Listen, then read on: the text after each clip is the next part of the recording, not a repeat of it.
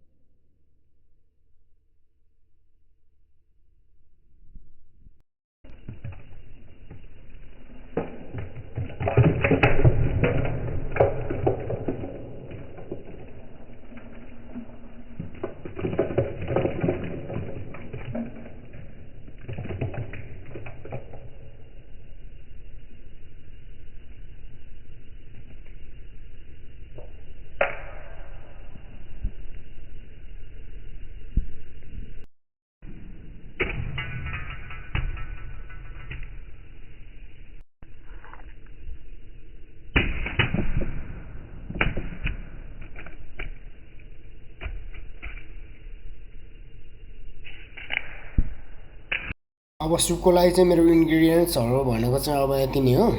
मैले चाहिँ यो एक पोटी उलेको छु लसुन, एउटा टमाटो, एउटा प्याज, अनि साथमा यहाँ मेरो माछाको टाउको छ, अनि अलिकति भेजिटेबल छ, काउली फ्लावर छ, मेरो साल्ट, अलिकति ओइल युज गर्छु, धेरै गर्दिनँ।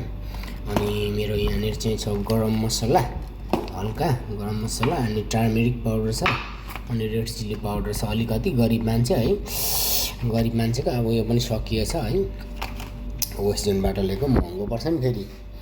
अनि त्यसको लागि पकाउनुको लागि चाहिँ मैले यहाँ कुकर लिएछु। यहाँ कुकर रेडी छ होइन, चलाउनुको लागि पनि कुकरको ढक्कन होइन। त्यो मेरो इन्ग्रिडियन्ट्सहरू चाहिँ यति हो मेरो। अनि मैले चाहिँ जिन्जर चाहिँ लिएको छुइनँ। जिन्जर चाहिँ किन भन्दा मैले पिसेर राखेको छु, त्यस कारणले जिन्जर लिएको छैन है त। अब सुरुमा चाहिँ प्याज ल्याउँ होइन, प्याजलाई टक्क छिलेर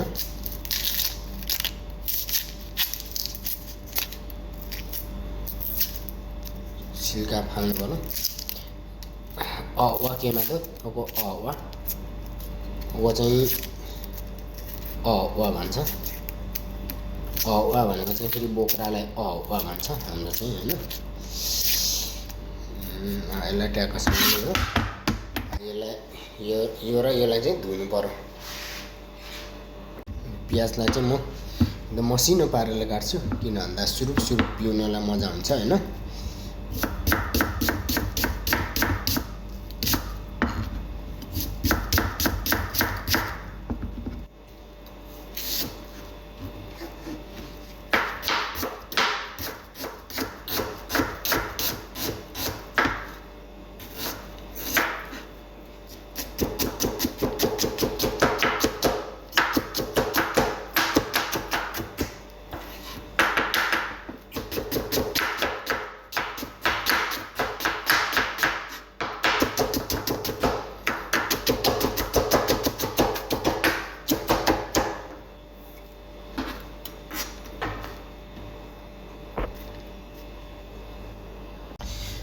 अनि म चाहिँ के गर्छु भने यो टमाटर पनि म चाहिँ जहिले पनि पकाउने बेलामा टमाटर पनि मैले यसको बोक्रा चाहिँ फालेर पकाउँछु, किन भन्दाखेरि यसको बोक्रा मलाई मन पर्दैन।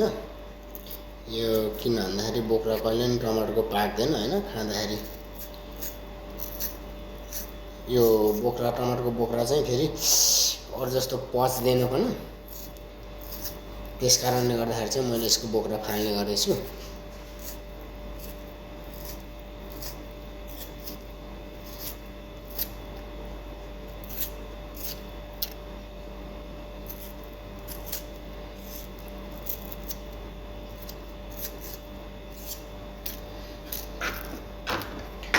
टमाटर पनि बोक्रा फाल्छ, यसलाई चाहिँ फेरि मैले त्यस्तै नै काट्छु।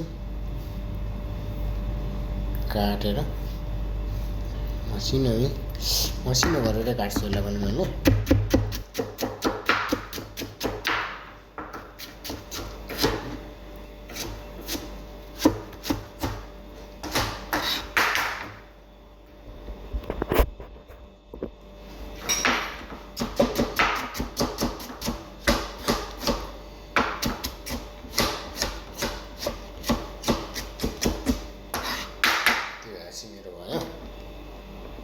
यो लसुन चाहिँ म यसलाई चाहिँ काट्दिनँ किनकि मसँग अदुवा र लसुनको पेस्ट मैले अलरेडी बनाइसकेको छु हैन। अनि यसलाई चाहिँ मैले यो पोटीलाई चाहिँ यतिकै धोएको छु, धोइसकेर सट्ट यो पोटीलाई चाहिँ यतिकै लाउने हो माछासँग।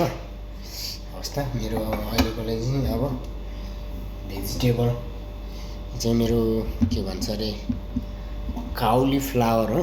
काउलीफ्लावर पनि यस्तो अलिक यस्तो भएको छ है। यो पनि मैले डिप फ्रिजमा राखेको थिएँ, फ्रिजरमा, किन भन्दाखेरि अब उसमा चियरमा राख्दाखेरि अलिक लङ लाइफ हुँदैन, त्यस कारणले मैले चाहिँ डिप फ्रिजरमा राखेको थिएँ।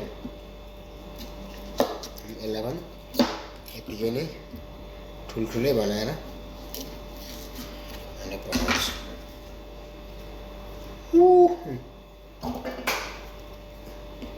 अब चाहिँ मैले मेरो सामानहरू सबै रेडी भइसक्यो। अब पकाउनतिर लागेको छु र पकाउनको लागि चाहिँ यो कुकर लिएको छु। कुकरमा चाहिँ अब ट्याक्क पारेर यहाँ यो गर्छु। अनि चाहिँ अब यो सनफ्लावरको तेल चाहिँ म नामको लागि मात्रै युज गर्छु, थोरै हैन, यति हो। यो चाहिँ मेरो जिन्जर गार्लिकको पेस्ट हो। यो चाहिँ मैले यति युज गर्न चाहेँ किन भन्दाखेरि यो माछा चाहिँ डल्लै नगनाओस् भनेर। त्यो हल्का रपानीको लागि मात्रै हो मैले त्यो युज गरेको, ओइल युज गरेको, नत्र ओइल खासै युज गर्दिनँ थिएँ मैले। अब यो मेरो जति पनि छ इन्ग्रिडियन्ट्सहरू त्यो चाहिँ मैले सबै यसमा हाल्छु। यो मेरो भेजिटेबल हो, ओनियन चपेट, अनि फिसेट, टमेटो, टर्मेरिक पाउडर र यो रेड चिल्ली पाउडर चाहिँ के को लागि भन्दा पनि अब हामीलाई चाहिँ अब एकदम सेतो मन पर्दैन नि त, त्यही भएर टक्कसँगले यो टर्मेरिक पाउडर यहाँ हल्का हैन। अनि के भन्छ अरे यो मेरो रेड चिल्ली पाउडर थोरै, मलाई खासै पिरो मन पर्दैन। अनि यसमा चाहिँ म डाइरेक्ट पानी हाल्न गइरहेको छु जारबाट। मैले पानी लिएर हालिसकेँ। अब पानी हालिसकेपछि चाहिँ यसमा मेरो जति पनि सबै छ त्योहरू लगाउँछु म है त। अब यो मेरो चिजहरू पहिले हालेँ मैले यसमा प्याज, त्यसपछि हाल्छु टमेटो। हामीसँग एकैचोटि हाल्दा पनि हुन्छ, फरक पर्दैन यो हैन। तर अब मैले सेपरेट राखेको भएर चाहिँ मैले सेपरेट लगाएँ। अब त्यसमाथि यो मेरो माछाको टाउको पनि, यो भयो मेरो vegetable. Oh my God, I make full man. यो त धेरै भयो नि त, कुकर सानो भयो जस्तो लाग्यो, तैपनि ठिकै छ। अब यसलाई चाहिँ ढाक्ने हैन, अलिकति यसको झोल घटेपछि चाहिँ मैले ढाकेर पकाउँछु। यसलाई चाहिँ लगभग मैले 1 घन्टा पकाउँछु हैन, 1 घन्टा भन्दा नि अलिक बढी, 1 घन्टा 20 मिनट समथिङ म पकाउँछु। त्यसपछि तपाईँहरूलाई देखाउँछु कस्तो फ्लेभर आउँछ है त। मैले यसमा सबै एड गरिसकेको छु, नुन खुर्सानी आफूलाई स्वाद अनुसारको। अनि यसमा म अहिले भरे लिने बेलामा चाहिँ कागती एड गर्छु है त। वाउ, दामी भएछ जस्तो छ है, दामी भयो जस्तो छ माछाको सुप चाहिँ। I am so excited to taste how was the taste है। आमामा है, कसम समुद्रै गनाएको छ त भन्नु चाहिँ नमिल्ने, बब्बा दामी भएको छ। चाहिँ अब हल्का सुप टेस्ट गर्नु पर्यो है, एकदम क्लियर के हैन टक्कसँगले फिस हेड एन्ड काउली बस सुप बेसी क्या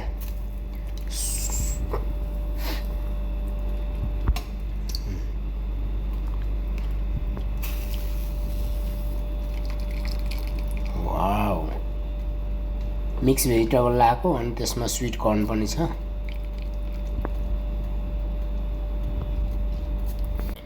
ल मेरो सुप रेडी भइसक्यो है चाहिँ मैले यसको स्वाद लिन गइरहेको छु कस्तो भएछ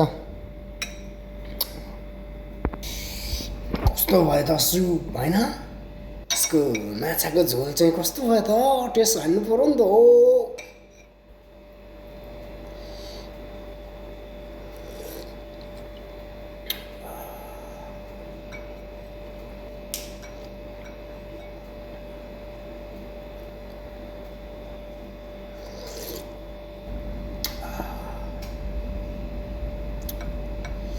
निशब्द